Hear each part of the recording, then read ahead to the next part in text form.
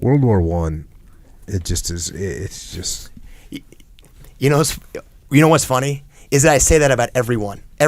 So the World War, like, unbelievable, and then you talked about Napoleon and like nothing like that, and then I read the book on the coldest war or colder than hell. I'm like nothing like that. Like there is something that has happened in every one of the stories you've talked about, where I think, how is that possible? And they all have their own unique thing about them that just seems unreal. I'm going to throw on an orange vest and mark my position in 30 below so you can see me, so you know where I am.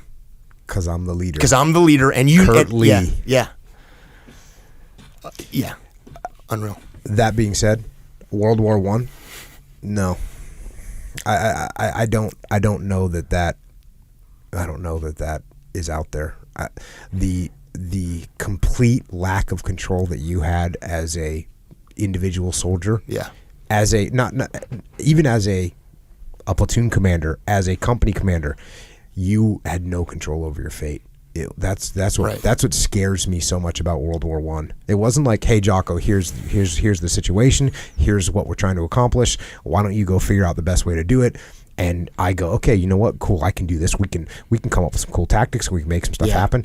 It was, hey, tomorrow morning at 0600, 14,000 of us are going to go at 0600. And then guess what's going to happen at 0615? Another 14,000.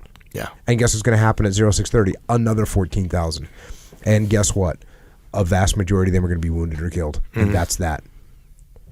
So that to me, and I'll tell you what, they call that the war to end all wars. I think if there would have been internet, photographers, Instagram, Twitter, YouTube, that might have been the last war. Right. That might have been the last war. If you were, it's not, if you saw that as a leader, because I'm just talking, when I think about like you're a general and you're in charge and you organize this big operation, and then you give the execute order, and then 22,000 men are killed in the first 24 hours. Who does that? Yeah. Who does that? Now, and this is a dichotomy, because are there situations where people have done operations, and are there situations at war that it's like, hey, guess what? We are going to do this mission and we don't have a real good chance of coming back, and that's the way it is. Yeah. And it's a strategic piece of the mission. And does that happen? Could that happen? Absolutely. And do people in the military sign up for that? Would I sign up for that if that was what was required? Well, yeah, that's what we signed up for. But as a leader like that, to be sitting there looking at 25,000 men and you gained, 75 yards of mud, and you know what? You go, okay, that was bad. We're not going to do that again. No. You know what? You say, you know what? We'll do it harder. Right. We'll do it harder, which is what makes me. It makes that war to me just absolutely sickening, and it's sickening.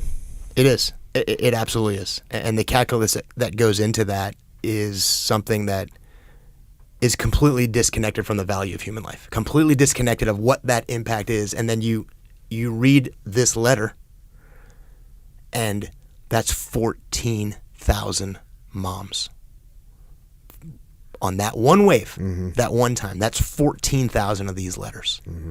And the disconnect of human life, it's actually kind of hard to fathom. You talked about, the high risk operation. We're going to go into the worst possible situation because and you know what, we all kind of secretly would say, hey, if that opportunity, I'm going to volunteer for that. The high risk, but as that's just how we do operations all the time. That's just what we do. Yeah. No. That's actually a nightmare. Yeah.